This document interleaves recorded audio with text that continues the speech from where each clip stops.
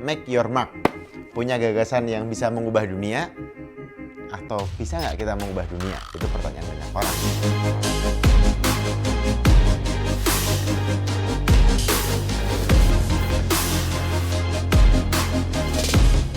Buku ini dibikin oleh 99U atau sebuah platform yang sangat terkenal bagi orang-orang dunia kreatif, dan buku ini ditulis oleh banyak orang-orang terbaik dalam bidang kreativitas dan inovasi dan juga disruption, pengusaha-pengusaha terhebat.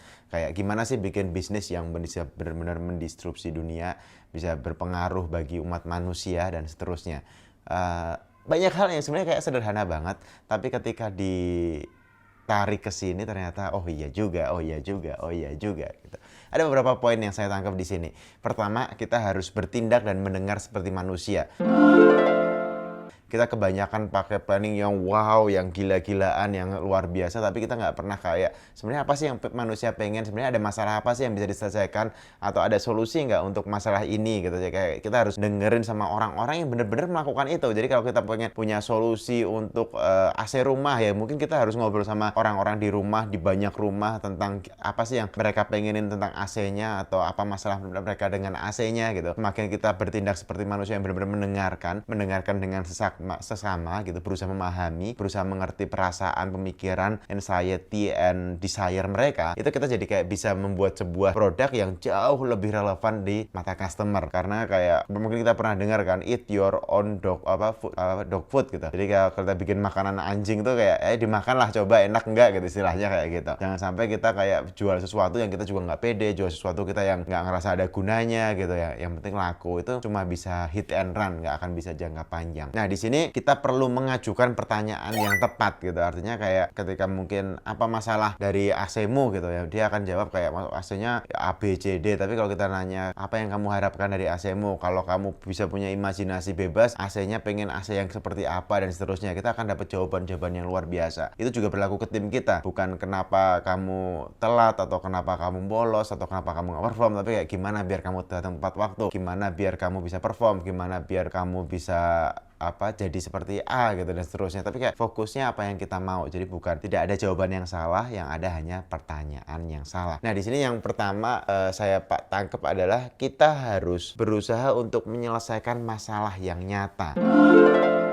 Jadi di sini kita dia ngasih banyak sekali contoh startup yang punya ide imajinatif gila-gilaan, tapi sebenarnya tidak ada orang yang punya masalah itu sehingga produknya gagal launching. Atau dari product creation dia langsung nyari investor, baru bangun tim dan seterusnya. Akhirnya ketika launchingnya failnya gede banget. Di sini diajarin udahlah langsung punya ide pun di-share sama pengguna langsung. Ada pengguna yang mau beli nggak? Ada calon customer yang kayak DP nggak gitu. Artinya beneran ada nggak sih customer kita untuk produk ini gitu? Ada nggak sih masalah yang benar-benar bisa kita selesaikan gitu? Ada nggak masalah nyata yang benar-benar kita punya solusi nyatanya juga gitu? Sehingga ketika kita nggarap ini terjadi kombinasi yang luar biasa. Ketika kita benar-benar solving the great atau big problem yang ada, kita juga akan dapat great reward, artinya dapat penghargaan yang besar, atau mungkin dapat duit yang besar, recognition yang besar, atau kita bisa memberikan kontribusi yang besar kepada umat manusia. Terakhir di sini yang saya tangkap adalah bangunlah tim pemimpin.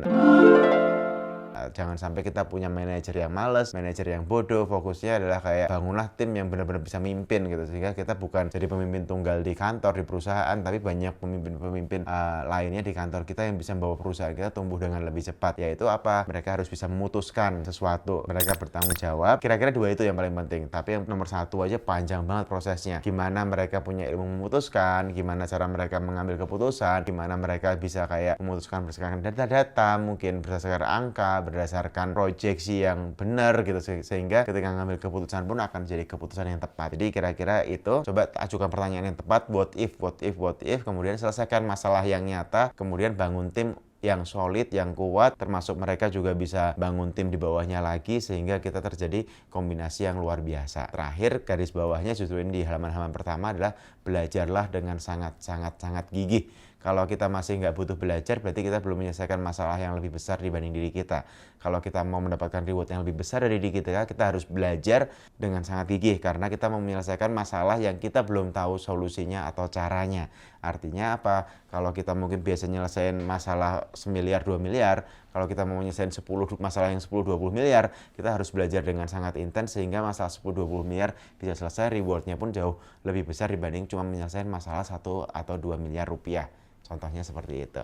Jadi masalah apa yang Anda akan selesaikan, solusi apa yang Anda punya, dan gapnya belajarlah dengan gigih. Mari kita belajar bersama. Thank you.